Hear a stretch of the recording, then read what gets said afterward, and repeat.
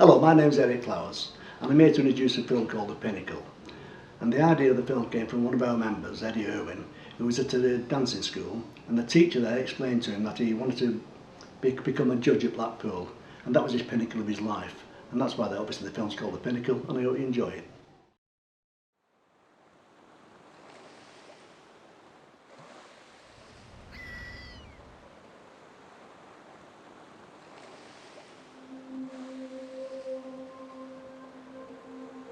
Well, Blackpool as a place is not really a place that I would turn around and say, oh, I'm going for a holiday there. I mean, I can remember going for days out to Blackpool when I was a child, and I wasn't really enamoured with it then.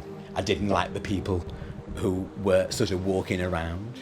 So I never really thought, you know, when I grew older that I'd have so much to do with Blackpool.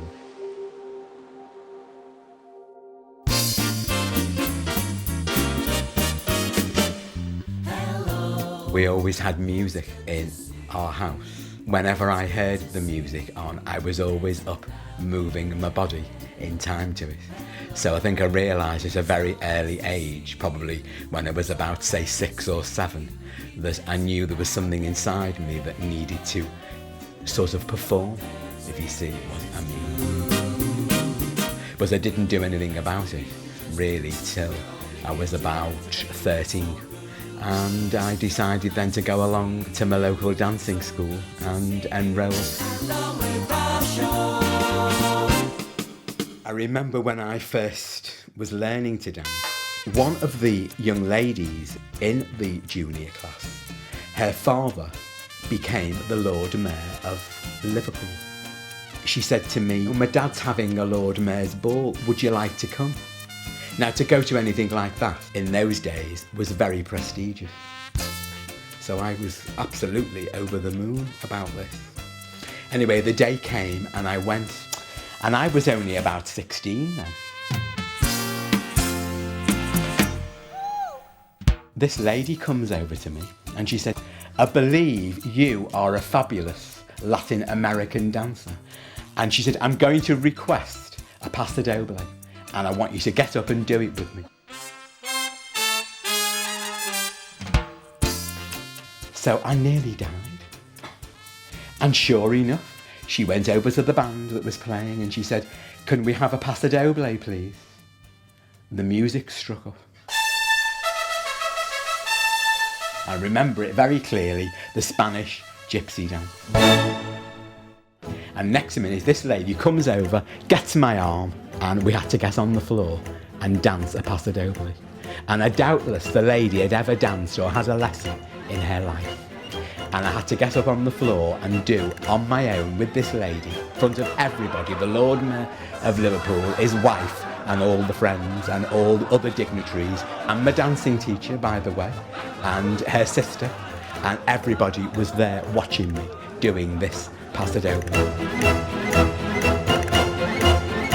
And I can remember she had this rose in her hair and she took it out and she was going round, walking round me in a circle. And I thought, oh, well, all I can do really now, David, is just go along with it. And I've never been so embarrassed in all my born days.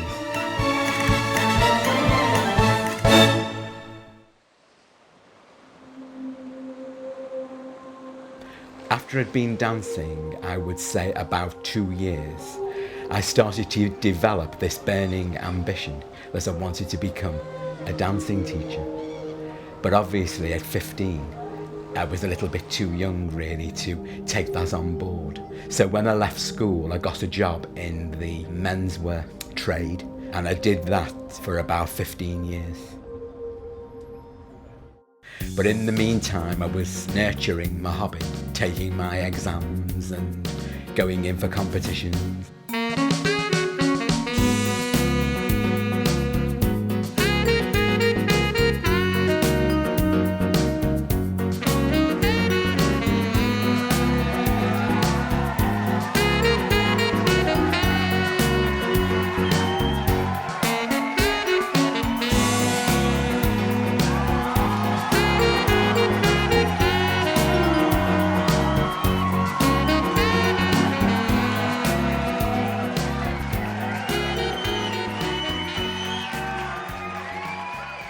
When I stopped competing, I didn't just want to go round and be a social dancer. No way.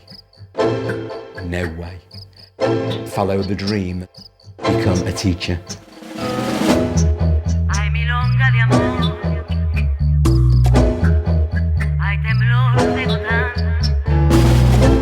My first teacher said to me, "You know, David, the dancing world can be dog eat dog." I'm going to have to be a bit careful now what I say, aren't I? There is an organiser. I think he did try to ignore me for 8 or 9 years. These things can be very hurtful. I was never invited to adjudicate the competitions. The competitive side of it can be a closed shop. They've got it wrong. They should encourage more new, younger people, because all those people are not going to be here forever, are they? And therefore the art of competitive dancing in this country could die out. I have to say, though, over the last 2 or 3 years, things have become a little bit different for me, because I have risen to the higher echelons, if you will, of the dancing world.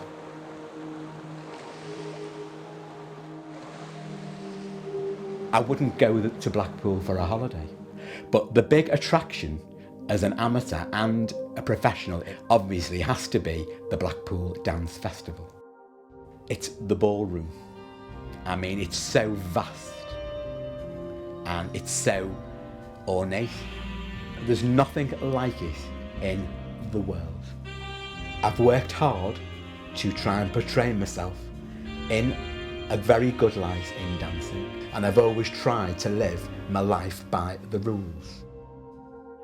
The board at the Blackpool Dance Festival, who choose the adjudicators, don't just have anybody, and that means you try your best not to get into any kind of trouble with the law or anything like that, because once you do, where Blackpool is concerned, you're finished. They won't even touch you. 12 months ago, when I got the letter from the Winter Gardens Blackpool, well, you can imagine how thrilled that I was when I opened it, and I was asked to do the Blackpool Dance Festival, because it is the pinnacle of your career. It's something that is very special in your life, and you work hard to get there.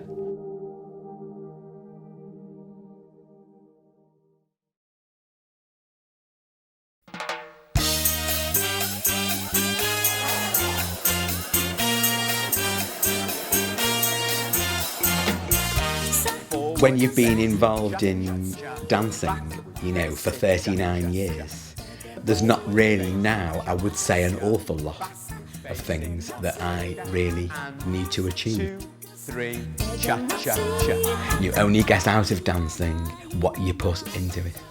And I think I've put a lot into it, and I think I've dedicated my life to dancing, which I've thoroughly enjoyed. I've got no regrets whatsoever, and hopefully I can pass my knowledge on now to the younger people who are coming into dancing. I don't think dancing will ever become boring for me, because, you know, I'm stuck on it. I have been from a very early age, and I don't think that's ever going to leave me.